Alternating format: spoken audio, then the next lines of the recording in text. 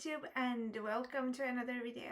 Today we're here to talk about Stella and her new transformation and her overall source of powers. Now I've been keeping an eye on the new Wings Club transformations and so far I have really liked them. I think Flora's have been maybe a little bit like the least imaginative. Flowers are maybe a little bit harder to represent visually in such an interesting way, but I really like how each of the transformations sort of deep dives into the center of the fairy's power source and really focuses on their power source and elevates it and brings it out and makes it like the center of the transformation. I think I have really missed that.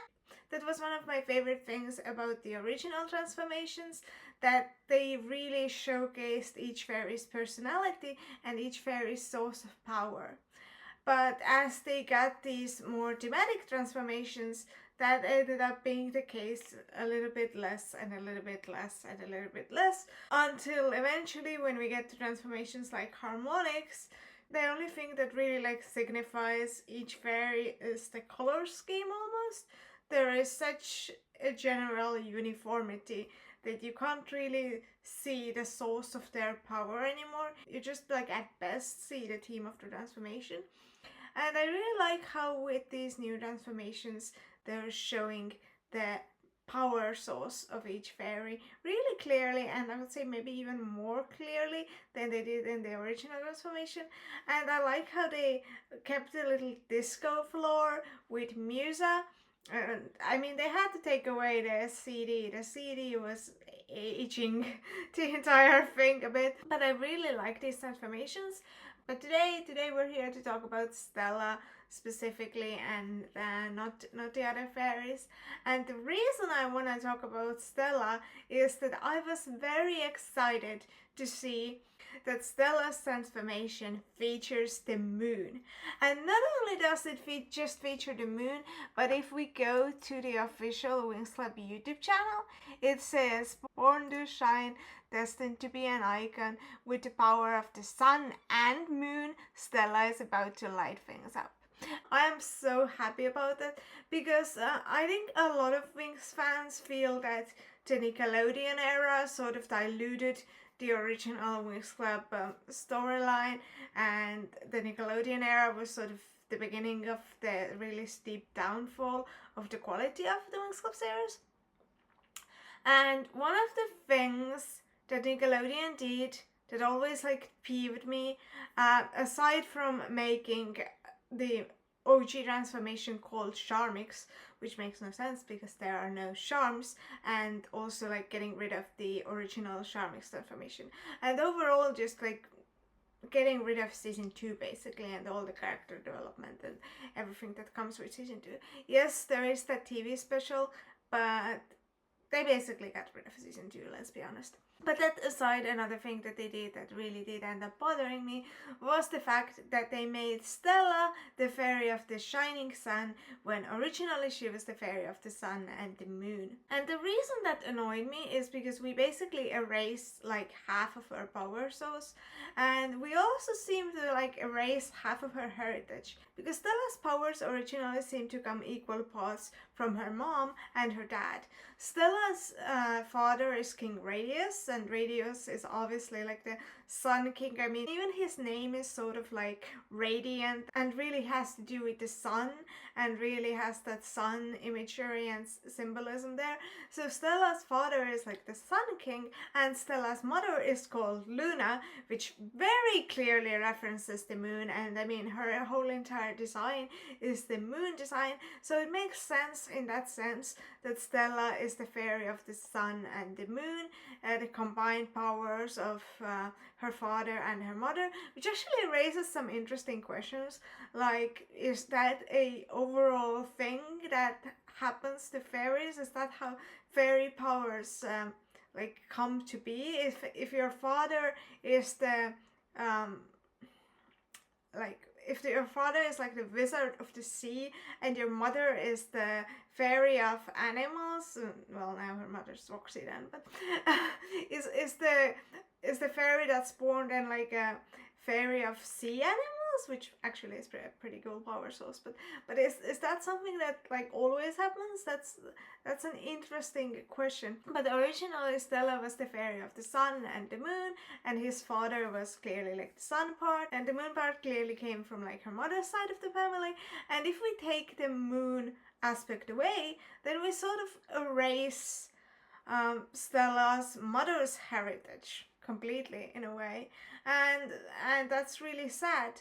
And while I was very annoyed by the fact that we basically rewrote Stella and made her the fairy of the shining sun, I also sort of understood that rewrite, because Rainbow has never historically really leaned into Stella's moon powers.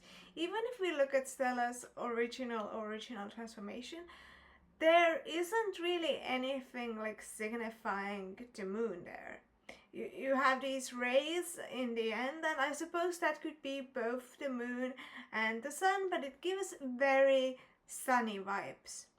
And pretty much all of Stella's transformations tend to give a more of a sunny vibe rather than a moon vibe. Just as I was editing this video, I was looking for Stella's transformations, and I realized her Charmix bag actually does have like a moon symbol, and I somehow never saw that. But hey, Nickelodeon also deleted Charmix. They also deleted that reference to Stella's moon powers. Her fairy dust does have stars, and stars are associated with night and therefore with the moon as well, but there's not really this sort of clear moon imagery in her transformations, even though she was the fairy of the sun and the moon for a long time. The one time where there seems to be a little bit of moon imagery is during her Believix transformation, where you have this little bit of blue. Again, you have stars, and there are actually a lot of stars in her Believix transformation. And I remember when Believix came out, I was talking to my friend Valentine Winks, and she said that she really likes how the Believix is like finally showcasing some of Stella's moon powers a little bit, seemingly, because they don't really do that a lot in the series. So I do understand why they erased that, because I feel like in the beginning Rainbow sort of established that Stella is the fairy of the sun and the moon, and then they never really did much with the moon part, to be honest. Even like story-wise, Stella has a lot more story beats where she interacts with her father. She saves her father in order to get her Enchantix powers, and also there's this whole deal with her father remarrying and announcing it at her princess ball. And I never really considered Stella's father to be like not such a great father, but then I was watching a video by the Unicorn of War, I believe it was said there that Stella's father is actually not that great. Like, who announces their engagement on their daughter's ball and sort of takes the spotlight away from their daughter and places it on themselves and their new wife. And yeah, that sort of gave me a new perspective on Stella's father. I think he cares about his daughter, but that really wasn't a good move on his part. Rainbow has always historically leaned into Stella's sun powers more and more. And at one point I was just going to accept that Stella is going to be the fairy of the shining sun. I got the Art of Winx Club official art book, which I keep referencing, but I like it. It's such a good book, which I would say is aimed at older fans and like fans who wanna have like collectibles and stuff. Even here it says, cheerful, carefree and genuine, it's impossible not to love Stella. From her very first appearance on the screen, the fairy of the shining sun stands out for her long blonde hair and her radiant personality. And basically everything in this sentence talks about her being the fairy of the shining sun, and it literally calls her the fairy of the shining sun. And because this sort of aims to be a historical book almost, or like the history book of Winx art, I was very annoyed by the fact that they didn't talk about the fact that Stella was originally the fairy of the sun and the moon.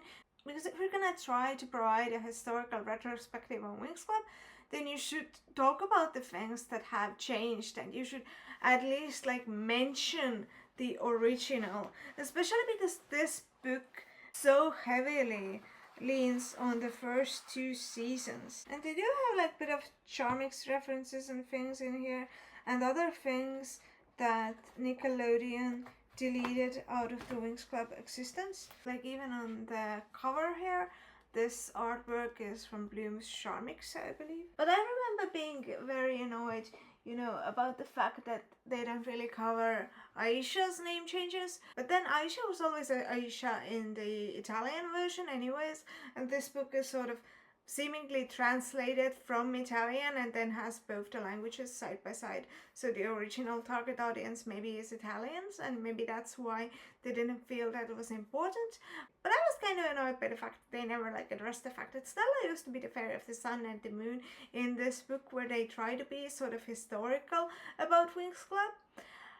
But that sort of showed to me in a way that they're never going back to Stella being the fairy of the sun and the moon, because they just released this official art book with history of Winx Club, and they're calling Stella the fairy of the shining sun, and there's no reference to her ever having been anything else. So I was like, well, I guess you never really did much with her moon powers. And then this transformation comes up, and I'm so happy. I'm so happy we're getting back Stella's original powers. I'm so happy that she's the fairy of the sun and the moon again. I also feel like this is an overall positive sign when it comes to the storytelling, because it feels that Rainbow is both going back to their roots and fixing the sort of plot holes, or using the sort of things that they were maybe originally gonna use but then forgot about or didn't find the correct space for it in the series, because I'm pretty sure that they must have had some story ideas for Stella being the fairy of the sun and the moon, and I'm guessing they were gonna use the moon part originally somewhere, but then it didn't fit inside the story anymore and they didn't. And I'm really excited to see them actually use the moon powers of Stella, to just see her having moon attacks and powers related to the moon. And I hope it's gonna be more than just her saying moonbeam every once in a while, or something like that when she attacks. But I'm really happy to see Stella have this part of her mother's side of the family be a part of her again, and just see her be the fairy of the sun and the moon. I also think that the reason they went with the sun so heavily originally is that it's easier for a fairy. Light associates with goodness, and sun with warmth and all these positive emotions that are easy to link to a fairy. But moon, although mystical, also associates with night, which associates with darkness. Even though there's nothing in the Winx Club canon that directly would contradict the existence of fairies of darkness, for instance, moon in itself isn't negatively perceived, I feel, but it is associated with night and darkness, and therefore aesthetically maybe a little bit harder to use on a fairy, and in terms of power source and things. But I think it would be really good to see Stella being the fairy of the sun and the moon again, and I'm really excited about that. I hope that this was interesting. Are you excited for Stella being the fairy of the sun and the moon again? What are you hoping to see? I'm hoping that we see more of her mother, and some actual cool powers relating to the moon. And I'm hoping that we use her ring again, because that was a big plot point originally, and then her ring just sort of with Enchantix disappeared, and later we never saw it again. So I'm hoping to see more of those moon powers now, and I'm so happy that Stella is back to being the fairy of the sun and the moon, as I think she is supposed to be originally. I just realized I spoke about Stella having stars in her outfit a lot, but her name literally is Star, and I didn't think of that, and I think that's why they use a lot of stars in her outfits and in her transformations. Let me know, what are your expectations in regards to Stella, and if you're happy about this new thing, or if you would have preferred her to stay the fairy of the shining sun. I'm really strongly really happy that she's the fairy of the sun and the moon again. I feel like things are right in the world. If you enjoy listening to someone just talk about Wings Club and their thoughts about Wings Club, and also sometimes show merch and things. I do really different Wings Club content. Then make sure to subscribe. I also do some other content regarding dolls and conventions and things. Sometimes I do stuff about Japanese fashion. If any of that interests you, then make sure to subscribe and leave a like and let me know what you'd like to see me do in another video, or if you have any more topics that you would like me to cover and talk about and give my opinions on. And I'll see you in another video. Bye!